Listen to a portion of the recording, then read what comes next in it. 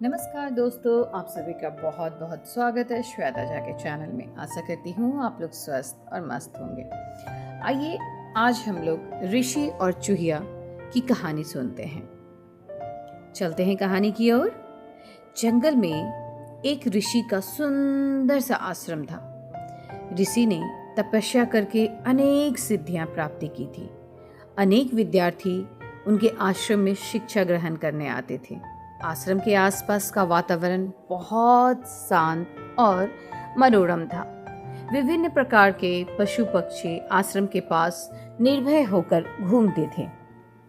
एक दिन ऋषि एक वृक्ष के नीचे बैठे आंखें मीचे किसी विचार में डूबे हुए थे।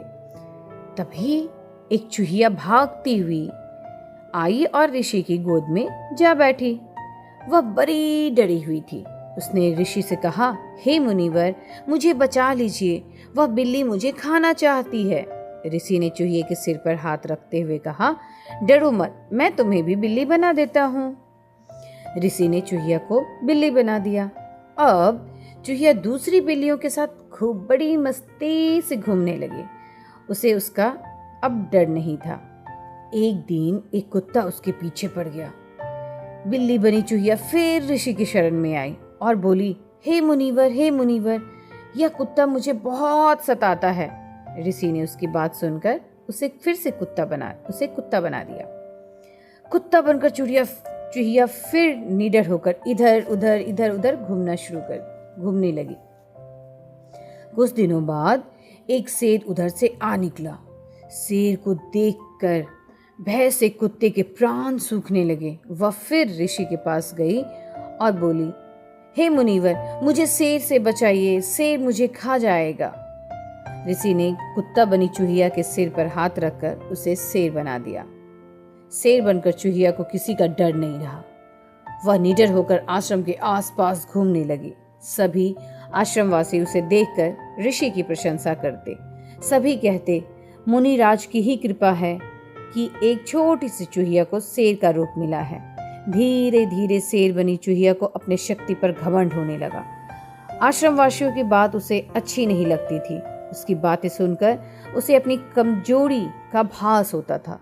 उसने सोचा कि यदि मैं मुनिराज को ही खा जाऊं तो इन सब बातों से छुटकारा मिल जाएगा। ऐसा सोचकर शेर बनी चूहिया ने मुनिराज को खा जाने का निश्चय कर लिया। ऋषि अपनी साधना के बल पर चूहिया के मन की बात जान गए थे।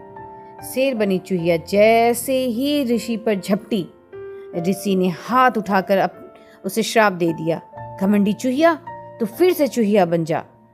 ऋषि के ऐसा कहते ही शेर बनी चूहिया फिर से चूहिया बन गई। अपने उपकारी के साथ धोखा करने वाले का यही हाल होता है।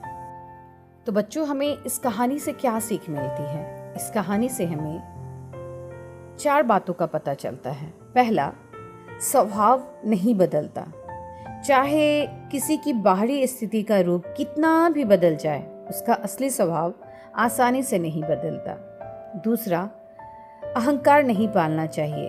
अगर हमें कोई शक्ति या ऊंचा दर्जा मिले तो हमें विनम्र रहना चाहिए, वरना वह शक्ति हमारे लिए ही हानिकारक बन जाती है। तीसरा, कृतज्ञता और समझदारी जरूरी है। जिस व्यक्ति ने हमारी मदद की है, हमें उसकी बात माननी चाहिए और समझदारी से व्यवहार करना चाहिए। चौथा, भीतर की ताकत ज़्यादा मायने रखती है। बाहरी बदलाव से ज़्यादा ज़रूरी है आंतरिक परिवर्तन। जब तक सोच या मानसिकता नहीं बदलेगी, तब तक असली परिवर्तन नहीं आता। तो आप सभी को ये कहानी कैसी लगी? Please like, share and comment और अपना ख्याल रखें। Bye bye, take care.